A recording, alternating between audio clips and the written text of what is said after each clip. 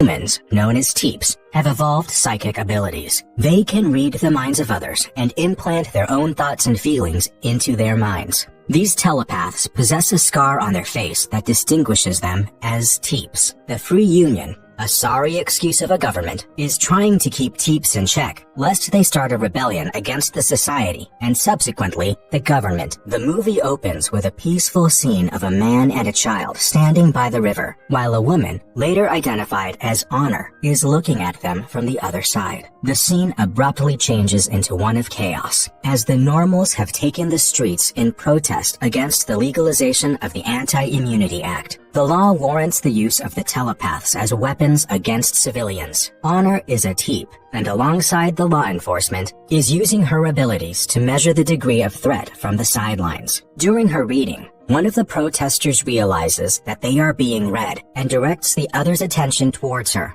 causing a turbulent riot. In the midst of the havoc, a man wearing an odd hood attacks the teep and her agent. What follows is a strenuous chase between the hooded man and Honor's agent, Ross, leading up to an altercation.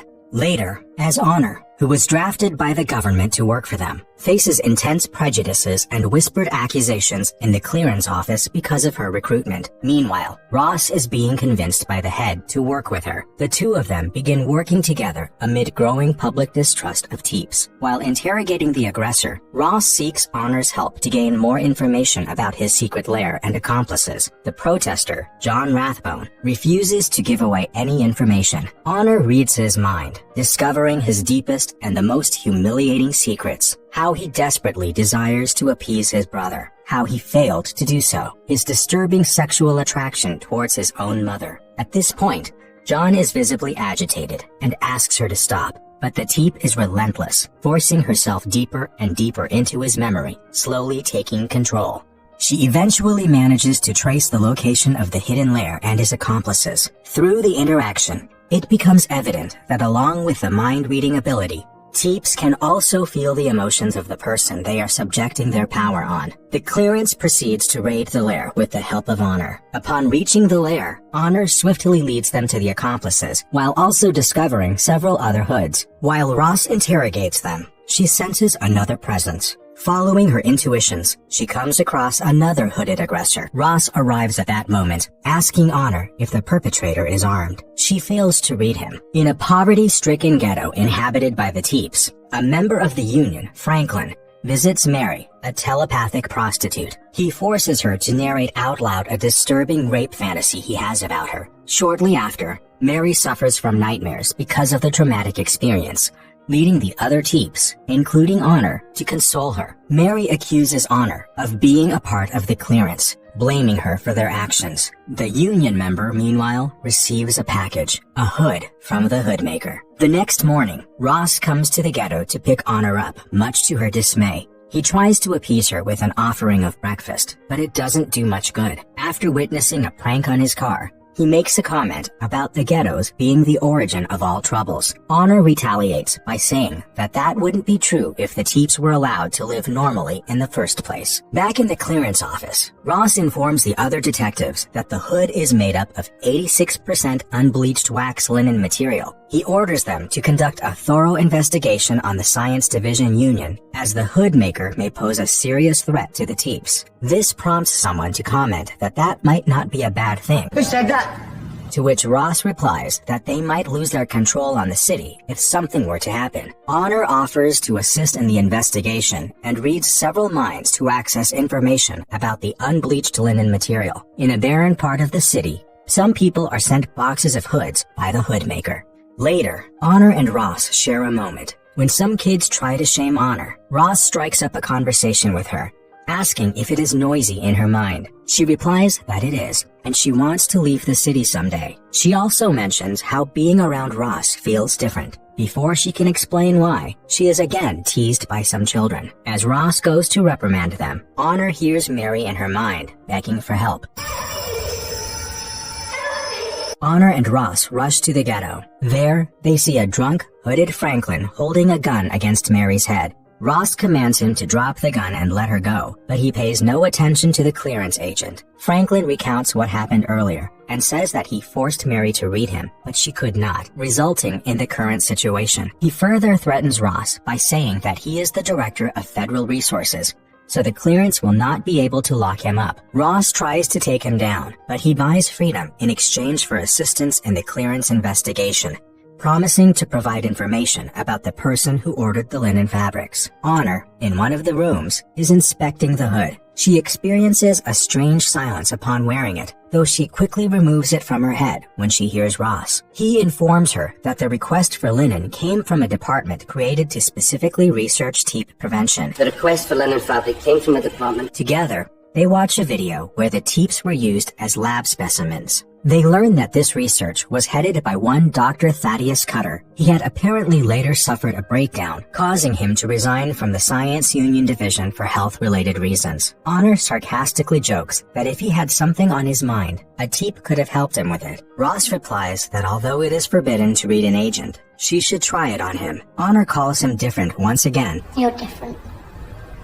And this time, she tells the reason for feeling that way without interruption. That night, Mary is walking through the streets of the ghetto amid torrential rain, her mind filled with a song Honor is singing. Suddenly, Franklin appears and orders her to get inside his car. She complies, but as soon as Franklin starts talking, she presses her palm hard against his head. He screams in pain. The car is immediately surrounded by other teeps. Riots break out around the ghetto, even as Ross struggles to bring the situation under control. He asks Honor to help him, but she can't decide. Her mind is filled with messages from Mary telling her that it has started. Distraught by Ross's constant questions, Honor abruptly says that she has no place to go. I've nowhere to go. Ross brings Honor back to his apartment. He looks at the grave situation out of his window, concluding that it all might explode. Honor, completely unfazed, responds by saying the normals would love the situation as they finally have a reason to destroy the teeps. Ross disagrees, stating that although Mary might think like that, Honor would not. Saying that she is part of the clearance, he implores her to trust him. Later, they have a drink together. Ross is worried about the teeps in the underground and asks Honor if she would tell him about it if she knew anything. Honor responds by asking if he would tell her what the normals were planning to do with the telepaths if there indeed was an uprising. Ross asks her to just read him if she does not believe him. She refuses. She tells him how she had been able to read her mother's feelings in the womb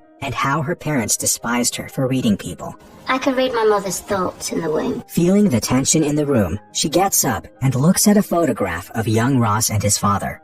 Ross talks about his father with great adoration and says he was not afraid of the teeps because he wore his heart on his sleeve. He talks about his memories with his father, how his mind was at peace. Honor replies that that is how she feels when she is with him, and they share a kiss. Later that night, Honor sees a vision of a river with a young Ross and his father.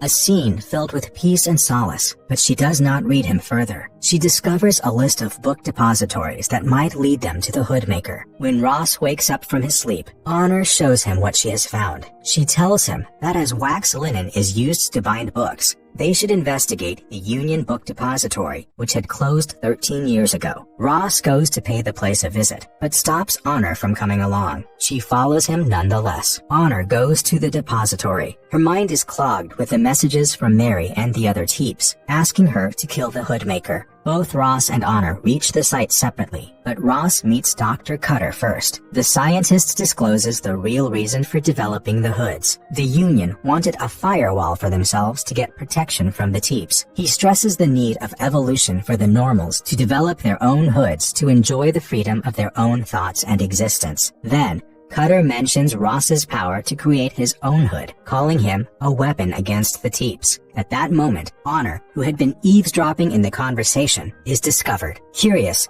she asks Ross about his power, but Ross provides no convincing answer. Dr. Cutter compels Honor to read Ross. Upon sincerely trying to read Ross, she realizes she is stuck on only one memory, the one with him and his father at the river. She is then struck with the revelation that Ross can block teeps. You can't get through!